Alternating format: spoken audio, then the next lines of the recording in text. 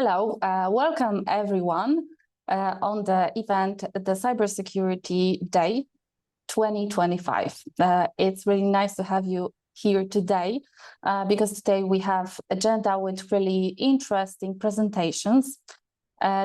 Today's main theme is build your defense with knowledge. So I think that you will gain lots of knowledge how to behave in cybersecurity world. And our main goal of this conference and presentation is educate and provide knowledge for network administrators and cybersecurity enthusiasts. Thank you for joining us today, and hello to everyone who is connecting from different time zones. In the beginning, before we kick off, I want to encourage you to just let us know on Discord, where are you from and what is your role? Are you IT administrators, cybersecurity specialists, or maybe you're just here because you want to enter the cybersecurity world?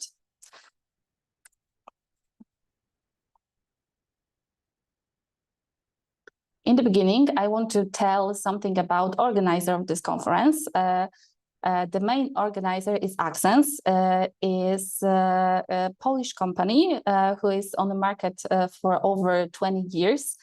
And Accents is providing tools for which supports IT departments worldwide.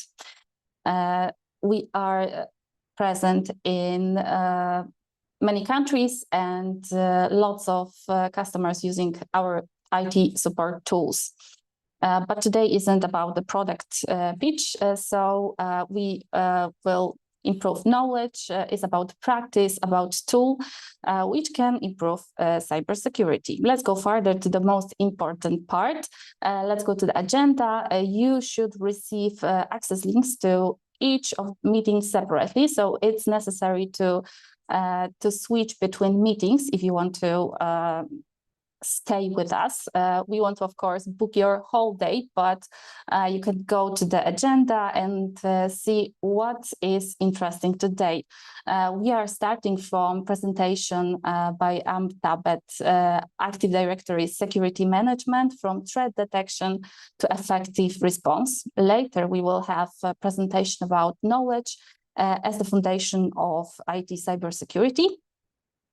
Later, we will have a workshop with Sami Laiho, deploying privileged access workstations. Later will be quick break, and next presentation will be about detecting compromised identities in Entra ID by Martin Haller. Later, choosing remote access tool, security performance and control in IT practice. And in the end of today's meeting will be presentation by Andrea Polerecki, The Mystery of the Oracle from Ancient Greece to Modern Technology. So let's book your time today, and we want to encourage you to be active and stay with us on Discord. I send you an access link on a welcoming message, but you have a QR code here, so you can connect with us on Discord. I strongly recommend you to be with us and making conversation, solving quizzes, because we have prepared some gifts, e-gifts for Amazon, which you can get by taking part in quizzes and also by participation and active discussion. Of course, as we said, after conference, we will provide you certificate of participation. So we will send them to you before the end of this week. And as on every online event, you're always asking if the presentations will be available later. So I can say that yes, because we just launched a really important knowledge zone on Accent's website. It's a base of knowledge, aggregator of interesting presentations and different initiatives which we take part. So if you want to boost your knowledge and find a place where you can improve your skills, it's a perfect space to where you can deepen your knowledge and about cybersecurity, IT management, and also new technologies. You can make it at your own pace and wherever and whenever you want. So I recommend you to visit this site, because every webinar from today's meeting will be available there. So if you are signed up here, so you just have access. So if you miss something today or just want to watch something later, I advise you to go there and check what we have. Okay, let's begin with the strong start, a strong technical presentation about Active Directory. Active Directory security management, from threat detection to effective response. If it comes to events, it is always something can change, and also today we have unexpected change. Instead of Paul Januszkiewicz, will be our prelegent will be Thabet. He is also from Secure. He is a Secure expert team, and he's definitely the best person to give this presentation. And he has experience. He's malware researcher for over 12 years. And he focuses on malware analysis, threat hunting, and red teaming to help organizations defend against ransomware and APTs. So I invite you to a presentation today. So I will give my voice to Amr. Hello, everyone. Thank you for the introduction. Thank you for the beautiful introduction. So just a little warning, my voice is a little bit different because I got a bit cold. Coming to Poland yesterday, just came back from Poland. But anyway, okay, so let's get started. Today we are going to talk about Active Directory security management. Let's get into it. When we start, we think everything is easy. Just create our lists, create our users, and then we look into the vulnerabilities and we become like this. Please wait a second, Amr. Sure. Because I have voices that you are not heard. We don't have audio from you. Could you check your microphone? Do you hear me, actually? Do you hear me well? Hello, hello, test, test.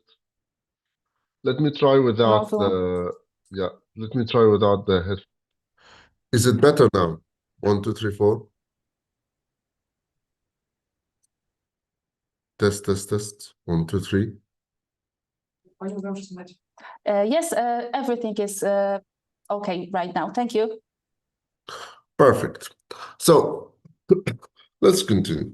So some stats from the from IBM data breach last year: $4.88 million is the average cost of a breach in 2024. That's an increase, actually 10% from last year.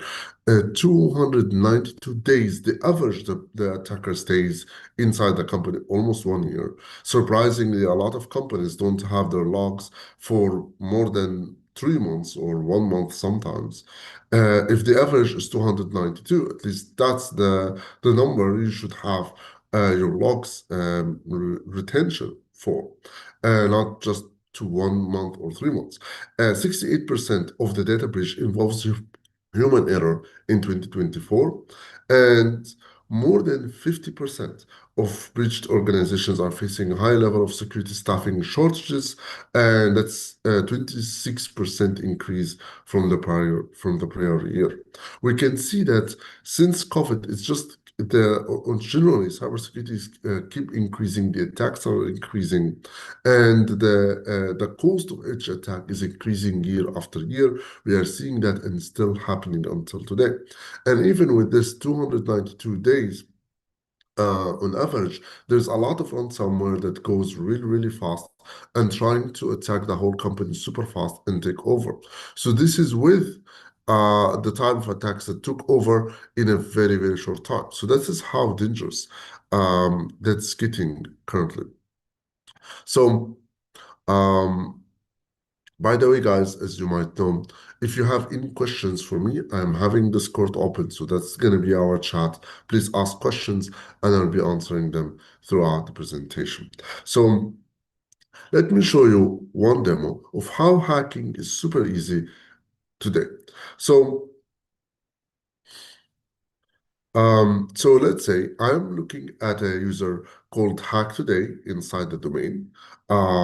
That user, of course, doesn't exist. As you can see, the username couldn't find. Okay, let's try to create that user. I'm a user called James B, so I'm a normal user inside the domain.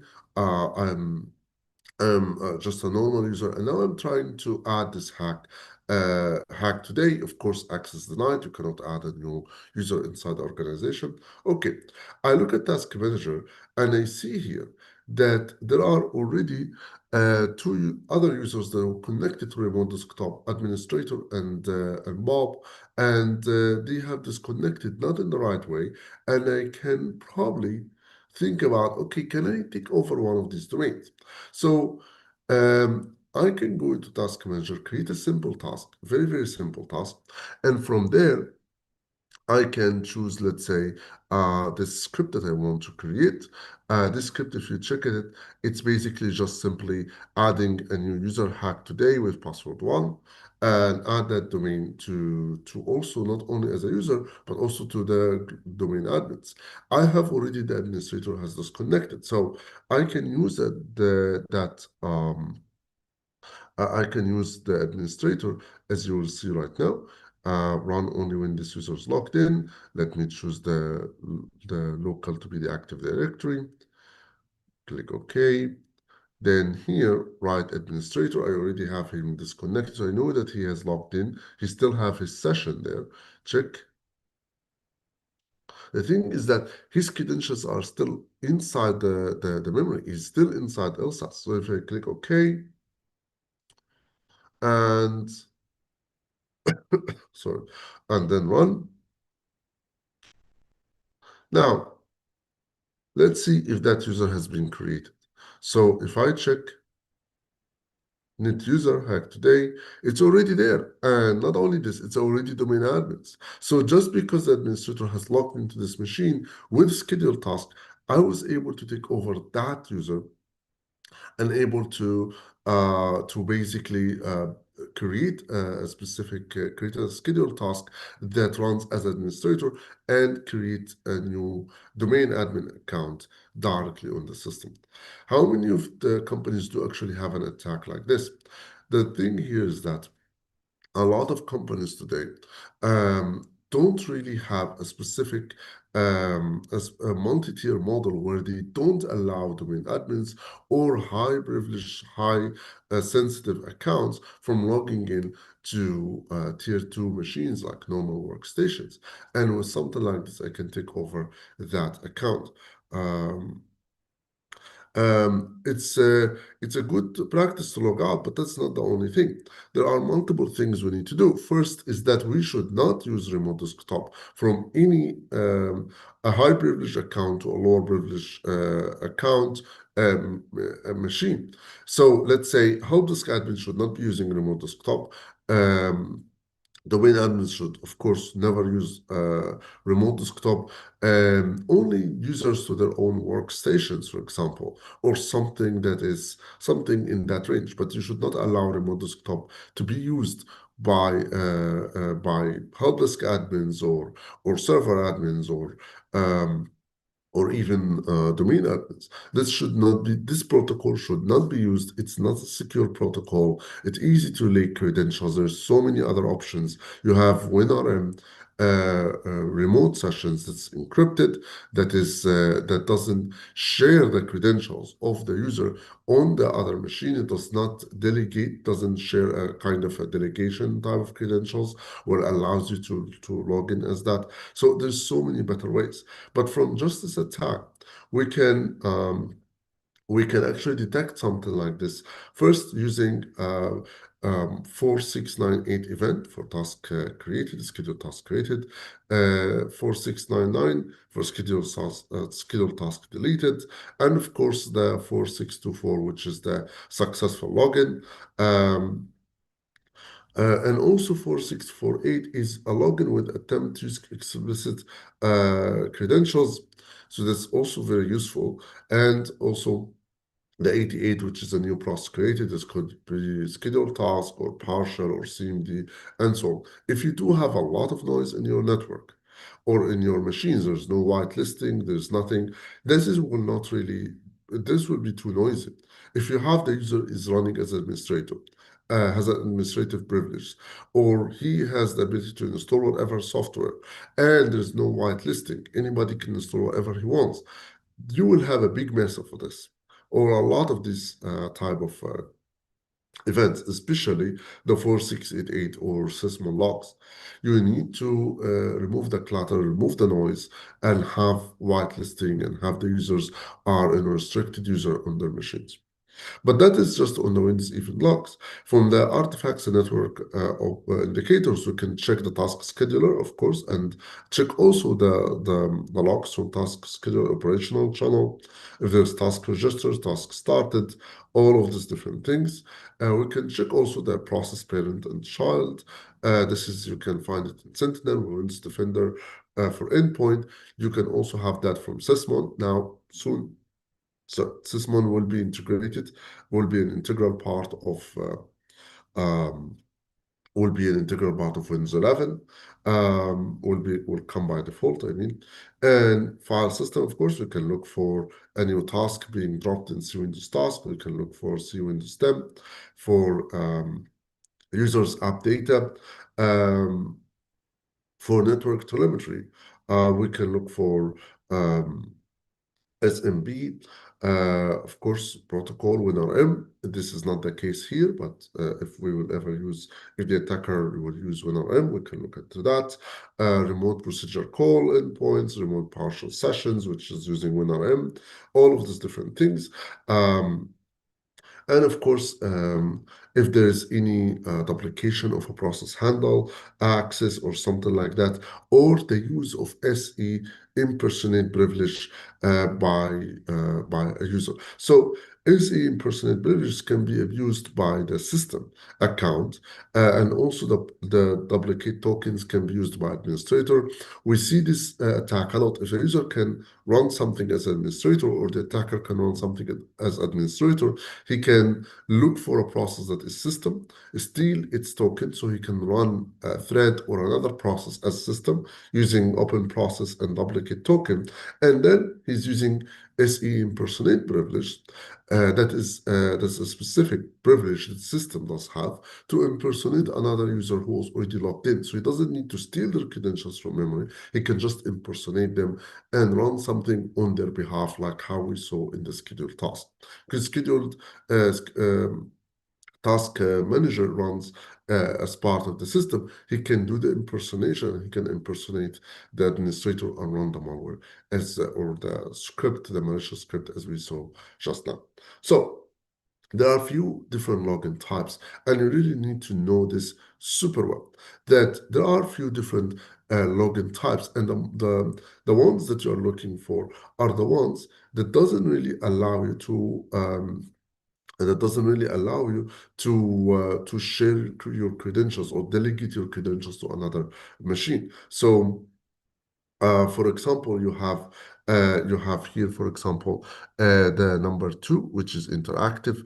Interactive login means that you're going to log in into a machine, and your credentials will be saved there, so it can allow you so it can delegate your credentials to other resources. So if you want to access a share from a remote desktop, it's going to be accessible because it's going to take your credentials and use it there.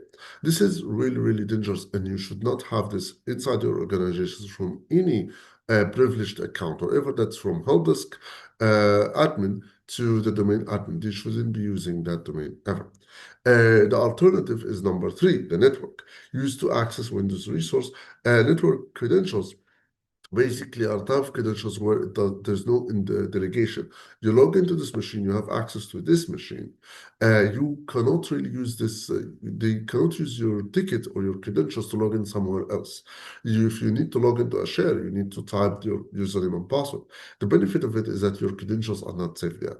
This is WinRM protocol generally, whatever you're going to use it from PowerShell remoting or from WinRS, both were going to be like that. There's also an interesting login ID here, which is the number 9.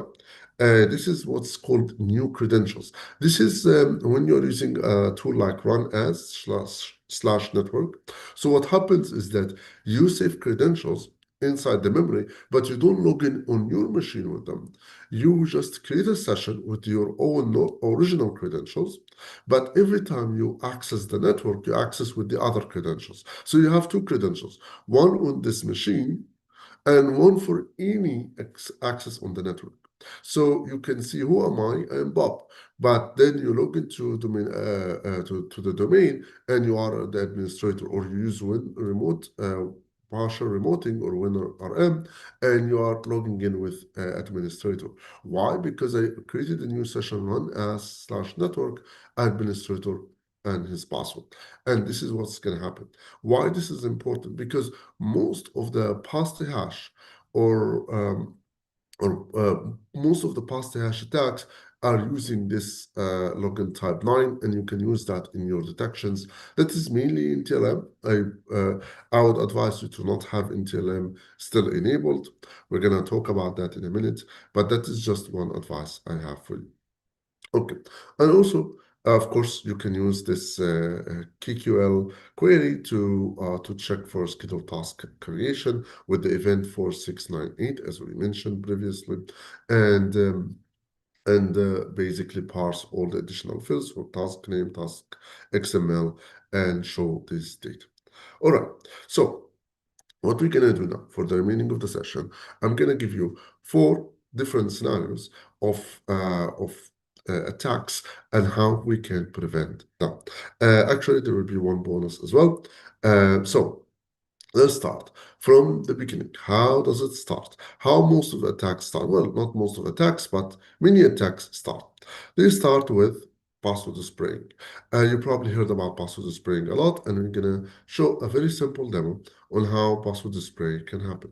So if we go to Kali Linux and we type, let's say, ping 10.10.30, we have the system running.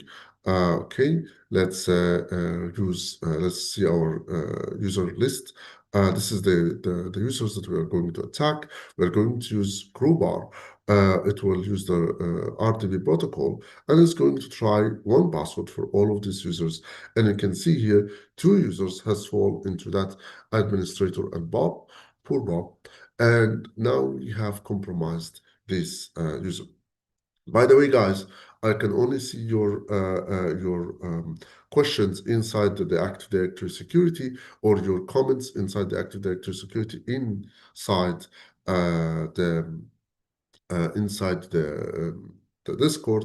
So if you have any questions or any discussions or any comments, please go to that Active Directory security hashtag inside the Cyber Sec Day in Discord, and I will be listening to your messages here.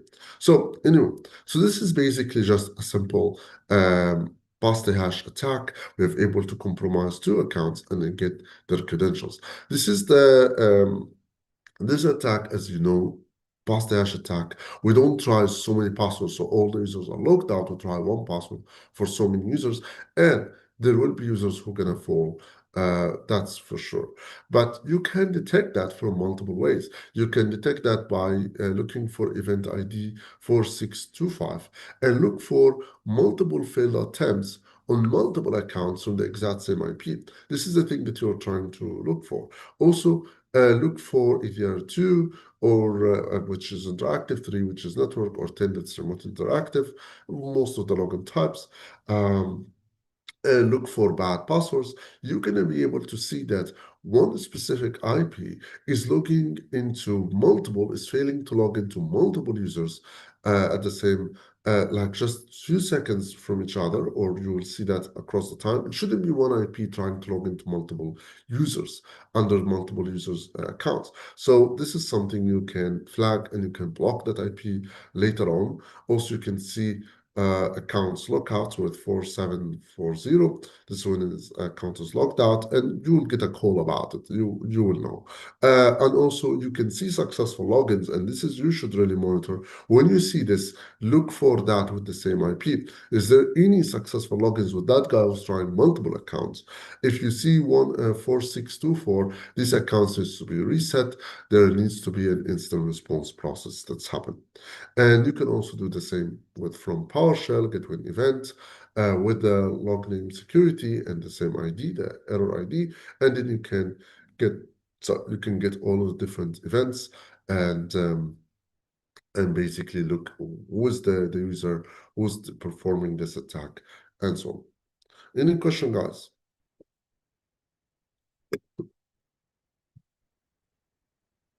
Any questions?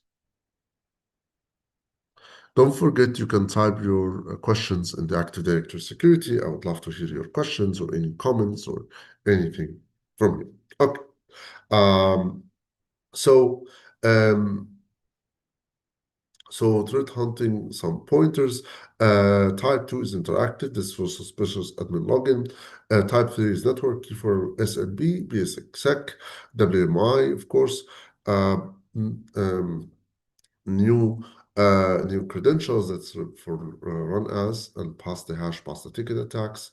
And of course, type 4 will be from scheduled tasks. Type 5 will be mostly from services. Remote interactive, this is direct RDB. That's type 10. Type 11 to 13 is offline or cache, can indicate persistence on laptops outside the corporate network. So you might ask, so what about the pass the ticket and kill posting, the kind of the /k with the net exec, which is using Kerberos? What about these ones? So for kill posting, detection is a little bit it's a little bit difficult than the previous one, but generally monitor for unusual SCPN requests. If we are going to detect something like kill posting, for example, which is one user is basically attacking, is basically trying to, he's inside the network. There's so many service accounts. He's trying to get a service tickets for all the service accounts that exist, get them and crack them offline to get the password for them.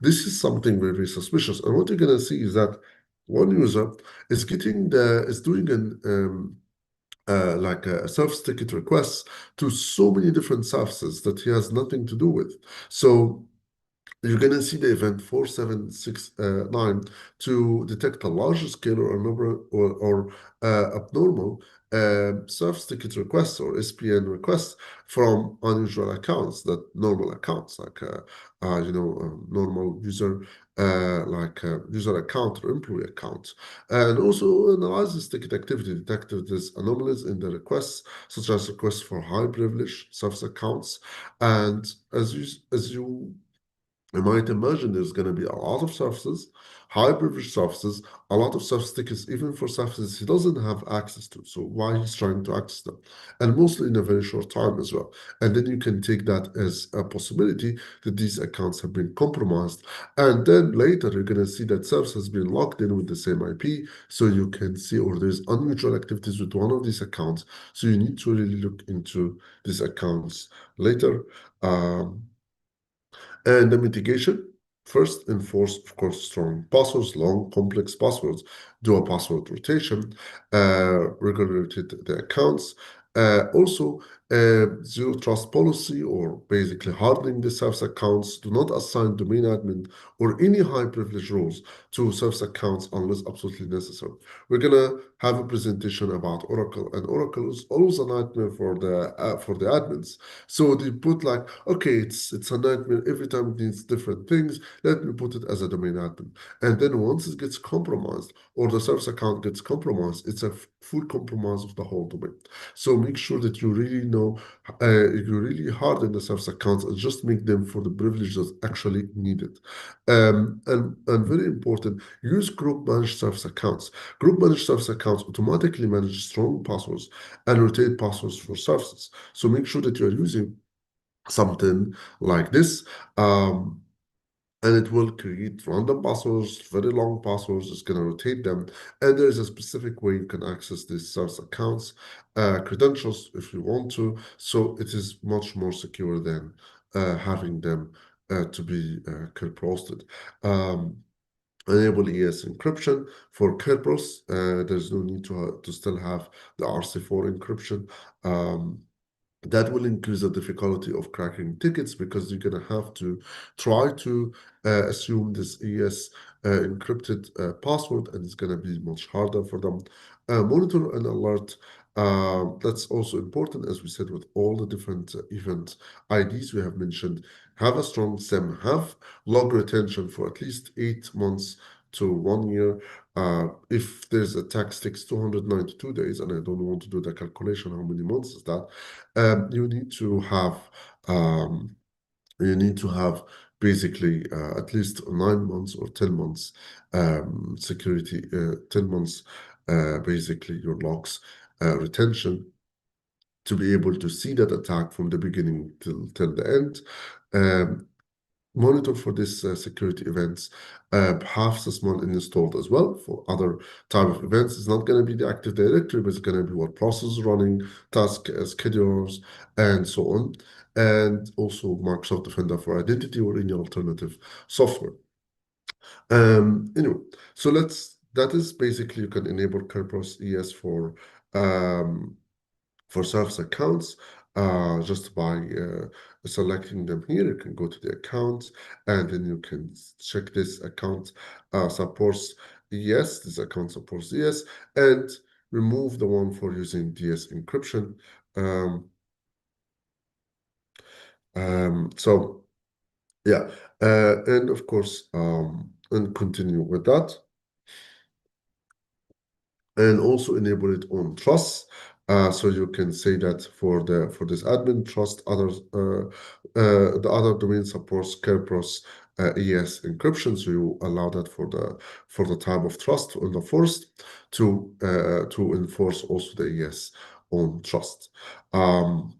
Lastly, disable legacy Kerberos encryptions like the RC4, HMAC, MD5. Disable that, so it's not really going to be existed. And that's pretty much. So let me check here for questions. So it means also good looking and monitoring of machines is basic to protection. Of course, it is an absolute basic to be monitoring for 8 months, 9 months. 292 is around 10 months. I did the calculation in my head. So make sure that you have at least 1 year the logs on the security logs or all the Windows logs that you can have, Sysmon logs, Windows Defender for endpoint or identity, all of these different things, and also on the network side. So you need to have these logs. You need to have a SAM that allows you to dive deep into that. I'm not affiliated with any, but if we're talking, for example, Sentinel, so you have Sentinel, you have Defender for Identity, Defender for Endpoints. You are seeing all the alerts from here.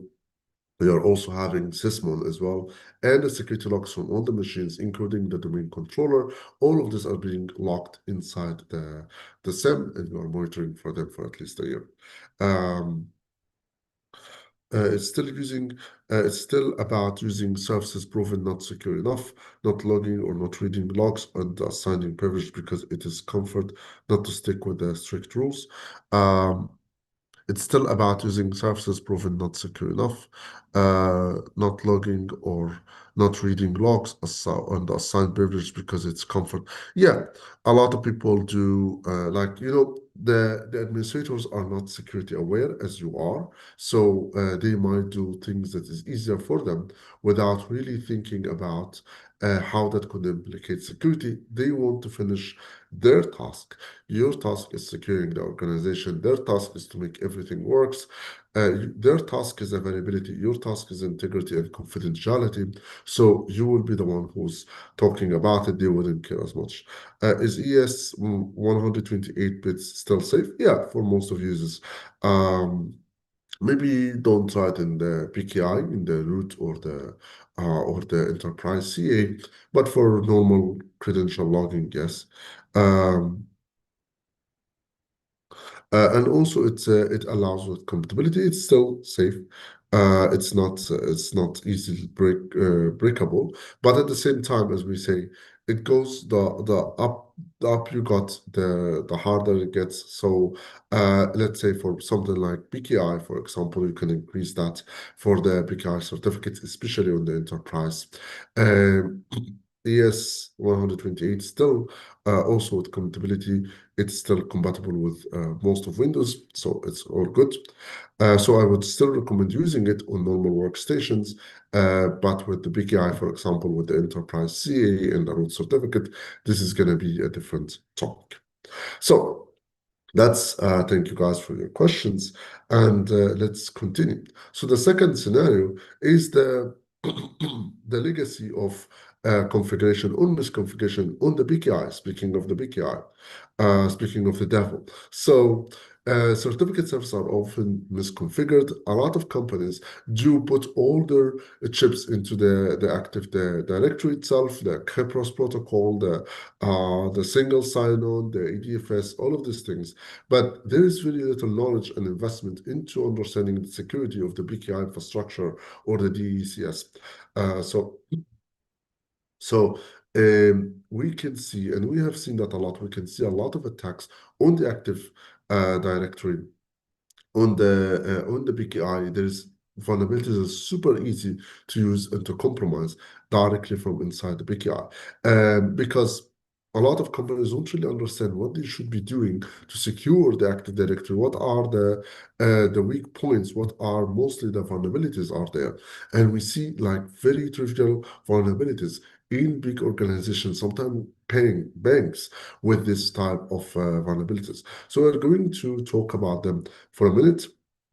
Um, there are different um, so there are different types of attack. For let's say for stealing credentials, it's very easy to steal credentials from a user if there's no hardware protection over the private key or over the certificate. They can be easily exported if they are exportable, and if they are not exportable, you can still patch the crypto APIs and steal the certificates. So if there is a user who's using a certificate to log in through the network, an attacker can come into this machine without even being an admin and steal the certificate, still the private key, and as well able to log in as that user. The more dangerous from that is that he doesn't need to be an admin. That's first. Second, that his account is his certificate might be valid for a year compared to your password that's valid for 60 days. So you can always get the new password if you reset the password. He has access to a private key as well, and he can renew the certificate himself if there's especially auto renewal, so he can renew the certificate and keep his access on the system for long time. So that is the type of, and he can do that not only for the user, but also for the machine certificates, the machine Active Directory account. So that is a huge danger. And lastly, he can use Kerberos, PKI init protocol, or PKI init request, which basically saying that it's for legacy applications. You can say that I have a legacy application. I logged into the certificate. You are asking Kerberos, hey, Kerberos, I have a legacy application. I have logged in through through a certificate, can you give me an NTLM hash so that legacy application can able to use it? And Kerberos will tell you, sure. And you're gonna log in with the certificate, and then you're gonna request an NTLM hash using the key init request, and it's gonna give you basically your MD5 hash. It's insane. So it becomes really really dangerous for really dangerous if it's being compromised, because you can get the NTLM hash, and as well, of course, you can use a certificate for even longer. There's a more in-depth article about it. We don't have the time to go through all of it. It's by SpectreOps, certified pre-owned, so make sure to check it out. So this is just on the theft. On the privilege escalation, there's so many different ways to escalate privilege. One of the most famous ones is the domain escalations with with the CT flag enrolling supply subject. What does that mean? So by default, when you install PKI, you have multiple certificate templates that you can directly use, and they are vulnerable. Don't use them. You preferably should delete them. One of them is the web server. So a lot of people take this web server certificate template, duplicate it, remove the server authentication and use it for client authentication. And with that, it becomes a super vulnerable certificate to be used by attackers. Why? Because in this one, there is a flag called supply and only supply subject, which means that the user who is going to log in, he's going to provide what user he wants to log in as, or what user he wants to use to log in with the certificate. So I can, as Amr, request a certificate for someone called administrator .secure.lab, which is super dangerous, and that can lead to, of course, privilege escalation and domain takeover. So if we go to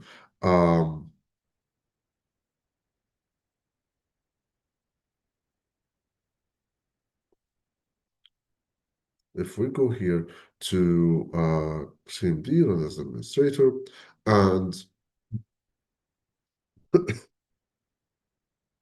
CDC tools, and then certify.exe, and find vulnerable certify is a tool created by SpectreOps. So you can check it out, and you can see here we have something called the EFS unsecure, and this is the first one he found as vulnerable. Let's go to the certificate manager and check it out. So here we go to personal. Let's request a new certificate. Next, next, and then we choose the EFS and secure. We can go to details, properties, and subject. We can say the common name and the user principal name. So we can say, I want to have it named domain at secure.lab. Actually, you can put any name. This is the name that they're going to use, but the user principal name is basically what you really need. And guess what? Me as James or Bob, I was able to get the certificate for the admin at secure.pl. It's just as simple as this. Now I can go and use the certificate to log in inside the Active Directory. So if I go to here, I just want to show you here that if you go to the certificate templates and open this EFS insecure, if we click on it and go to subject name, you can see that if supplier request is turned on, it means that we can take over that account, and also here is being used for client authentication. So the extension to be client authentication, and at the same time the supply and request is there, which means that I can take over that account. So now I can request. You can see that it says that you can add additional data, common and user principal, admin and secure.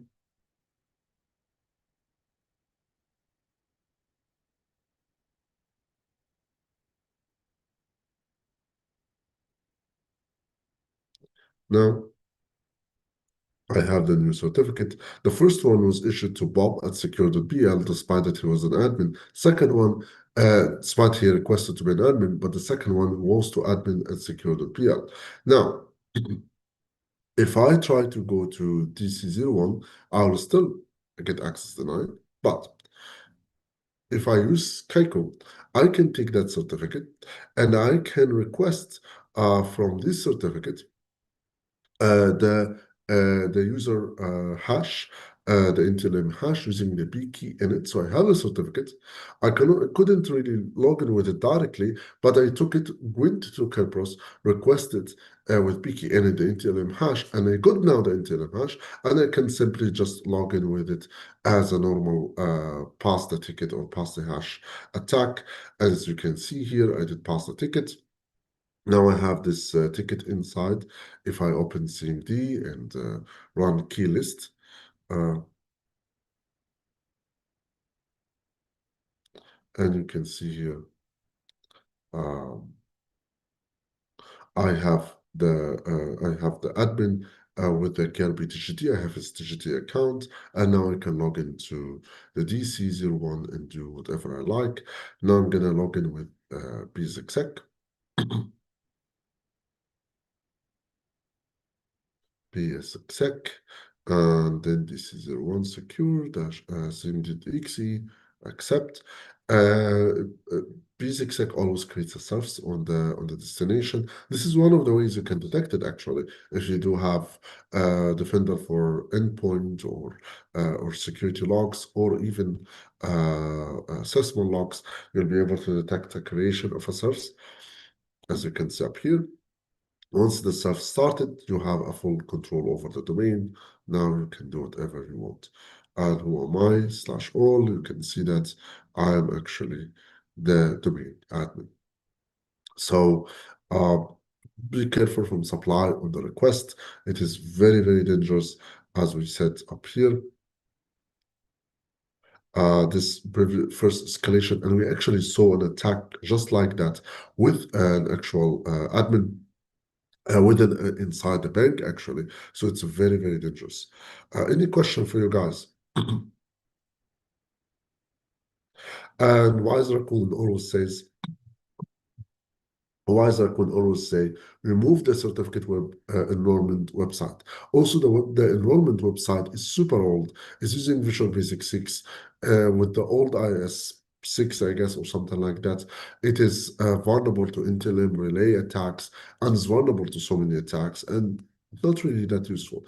If there is no use case for it, remove it. If there's a use case, harden it, force it to use Kerberos authentication, force it to be under HTTPS, and only allowed from the servers or the machines that should be using it.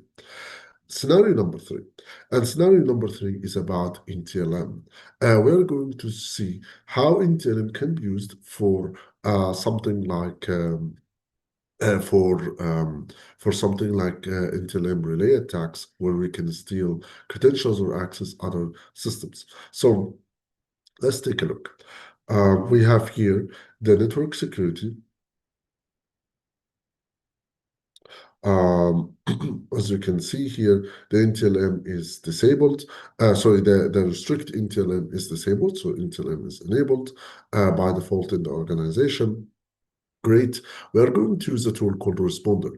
Responder will be a tool that's going to respond to any request from the LLMNR, which is the name resolution fallback protocol, which allows to, if there's any user who doesn't know if there's a user trying to, let's say, go to test 1, 2, 3, and that domain doesn't exist, your Windows will ask inside the whole network if there's anyone knows who is this tool who basically have this machine, and responder is going to reply, as you can see here, that I have it. And we're going to use also impact network relay to create sessions and to relay this to another sessions to the machine number 30 and the IP number 30 and 40 and 108, and we can use info, as you can see up here, and we can see that we have compromised 3 machines. or two machines, and from there we can access whatever we want on these machines. That could be also the domain admin, for example, and we could have relayed all of this credentials to the domain controller, and we could have compromised the domain controller as well. So that is the first part of the attack. We are able to relay the hashes, and we're able to basically take over that account. All what we really need is to remove it from disable to deny all, and click apply, and that's it. There's a lot of steps to really get rid of the whole NTLM. If we try now, for example, if we do first, we need to do group policy updates, and then we can test that attack, and you will see that it doesn't work. Again, what this attack is about is all relies on a specific protocol that basically sends that basically look for any person who is saying that he has this test 1, 2, 3, 4. Responder will reply with yes, I do. It's my machine. In bucket init relay will relay that to specific machines at relay.txt that we have already decided, and it's going to create sessions, shell sessions inside of there. Let's try 1, 2, 3, 5. Now, because we already disabled NTLM, you will notice that he's replying to the protocol, to the LLMNR, but he's not able to authenticate as administrator because he's basically not able to rely the sessions. If we try to even use Netcat, to log in as normal, you will see that failed login. But if we use netexec, and if we use -k, which is Kerberos, we'll be able to log in normally. So NTLM has been disabled, and therefore the NTLM relay attacks has been disabled completely because we set it to deny. This is not the only thing I would recommend to do, but of course, if you want like the whole process of how to phase out from NTLM, I would recommend you guys to scan this QR code. Um, Let me see if I can share it with you guys directly on the chat.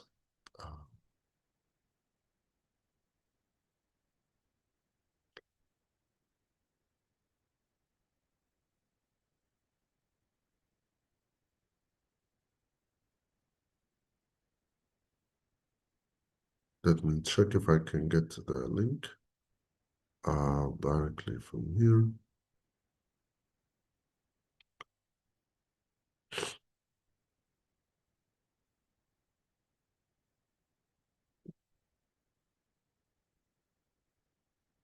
I will do that after the session probably.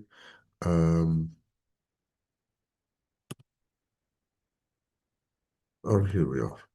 Here's the link. So you can click on that link and you're going to be able to get how you can phase out just in a very fast way.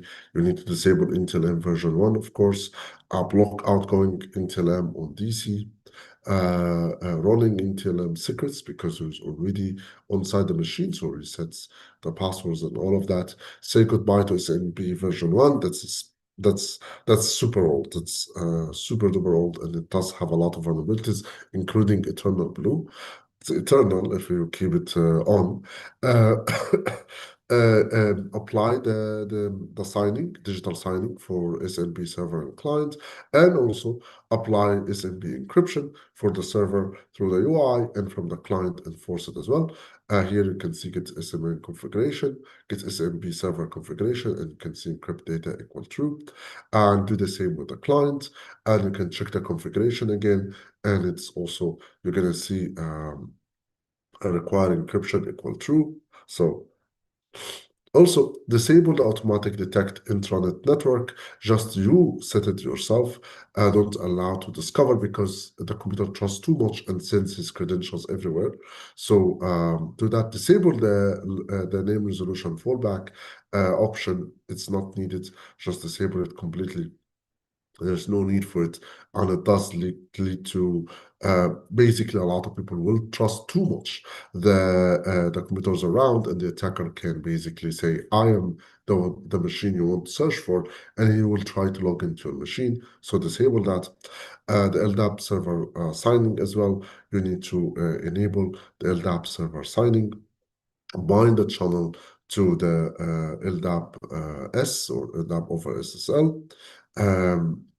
Disable also the old protocol, the old encryptions. The 3DS is weak, ES is a bit better. So disable them. So also disable unauthenticated LDAP bind. There's no need to have an anonymous user to log in with LDAP or do LDAP requests. Disable unauthenticated LDAP bind. And that's all of it. Question, having AI at our disposal, and in particular MCP protocols combined with quantum cryptography and post-quantum, okay. Additional having sure algorithms, breaking RSA, and okay. Um, I'm not sure how relate to what. Of course, in the AI, to the future of all kinds of security. If I will talk just about AI, well, that's a big topic, but at the end of the day, AI will just automate some parts of the attacks. For us, will automate some parts of security. I don't think, I am in the other side. I don't think there will be massive changes as you would think there would be. There's a lot of big wars that we think everything going to change with the AI, but it's not going to be that much, at least not now. We are having AI also it's getting a little bit into a point where it's not advancing as much as as it was in the previous months. But anyway, um, I don't think there's going to be a massive change. With the Windows backward compatibility, all of these vulnerabilities will exist.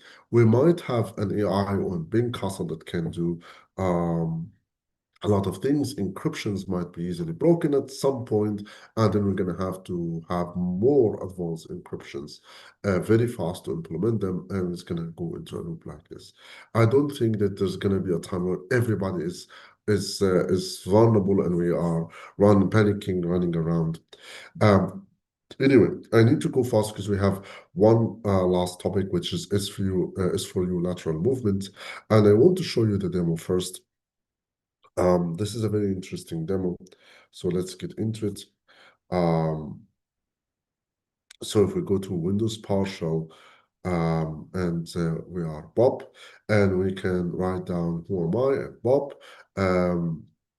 net user Bob domain. Let's get is basically an account operator, which means that he can actually modify different accounts. Great. So with that, I can go to C tools and PowerMat.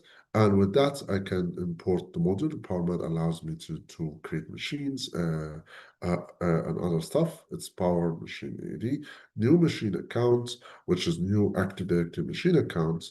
Machine account name is basically Surf01, and password, let's say 1, 2, 3, 4, 5, 6.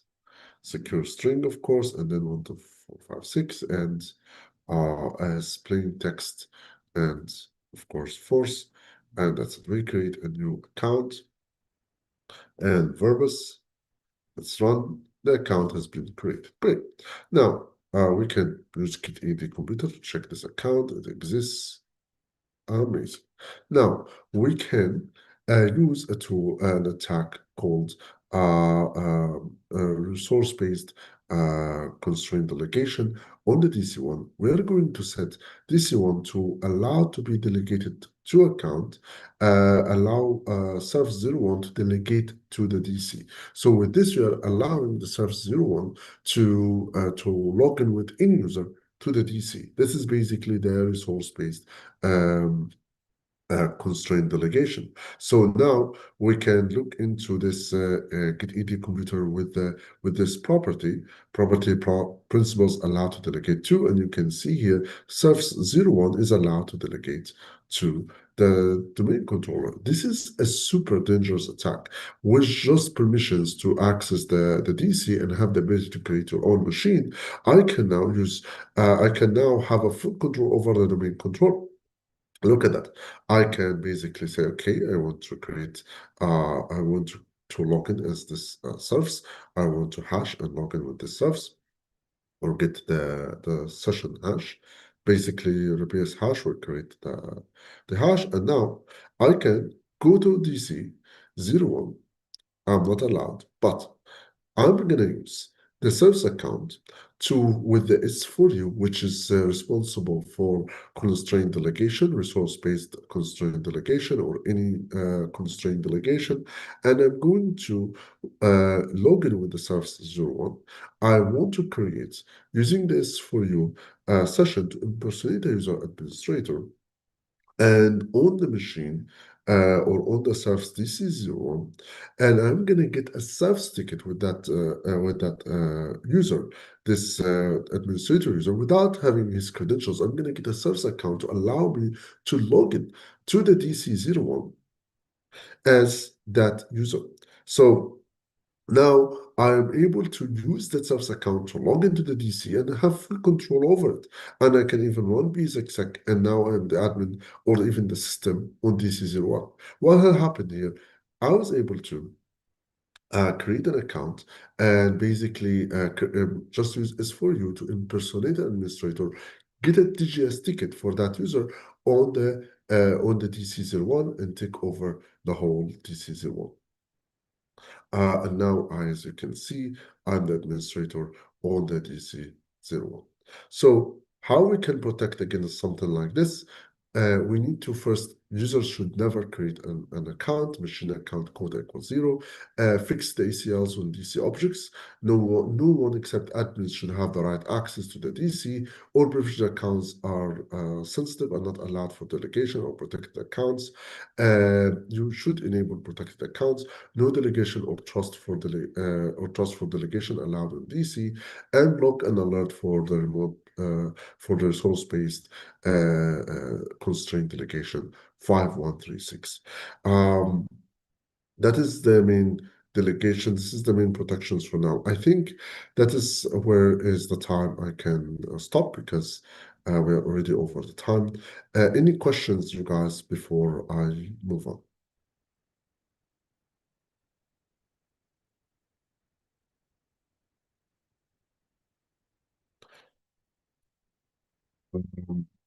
Guys, you can also check our own Threat Hunters Guide, secure.re/Threat Hunters Guide. You can scan that as well.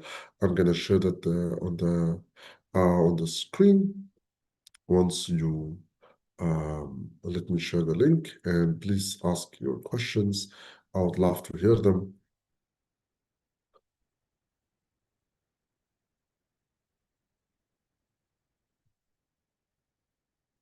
Any questions before we finish? I don't think so. The mic is for you. So I think there is no more questions. Thank you very much for presentation. Thank you very much for having you today. And we are switching the session for another link. Thank you. Bye.